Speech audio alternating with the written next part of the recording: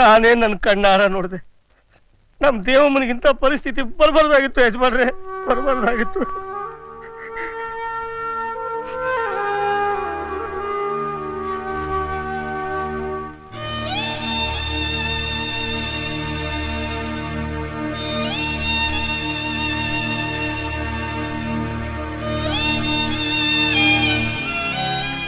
ಯಜಮಾನ್ರೆ,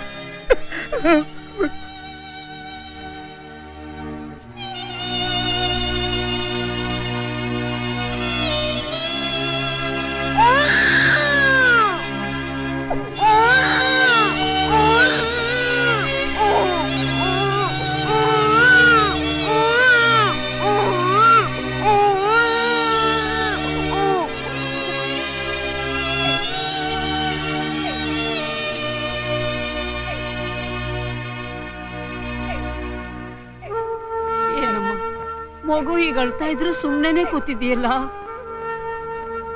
ಬಾ ಅಮ್ಮ, ಬಾ ಬಾ ನನ್ ಕಂದ, ಬಾ. ಅಳ್ಬೇಡಮ್ಮ, ಅಳ್ಬೇಡಮ್ಮ, ಅಳ್ಬೇಡ, ಅಳ್ಬೇಡ ಕಂದ. ಎಲ್ಲಾದ್ರೂ ಹೋಗಿ ಹಾಲು ಕೇಳೋಣ ಅಂದ್ರೆ ಯಾವ ಮನೆನೂ ಬಾಕಿ ಇಲ್ಲ. ಊರೊಳಗೆ ಎಲ್ಲಾ ಮನೆಗೂ ಸಾಲ ಮಾಡಾಯ್ತು. ಪಾಪ ಅವಳು ತಾನೇ ಏನ್ ಮಾಡ್ತಾಳೆ. ಮಲ್ಕೋ, ಮಲ್ಕಮ್ಮ, ಮಲ್ಕೋ.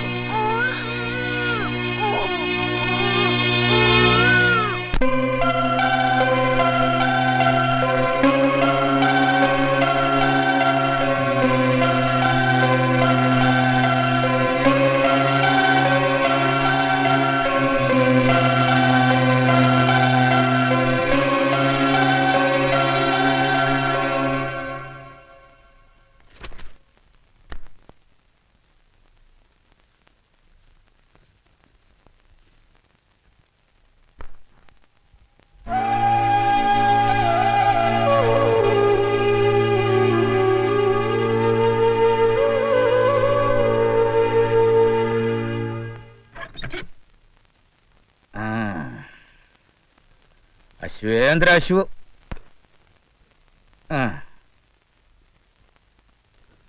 ಯಾಕೆ ದೇವಿ ಒಂಥರ ಸಪ್ಪಗಿದ್ಯಾ? ಏನಿಲ್ವಲ್ಲ, ಚೆನ್ನಾಗಿ.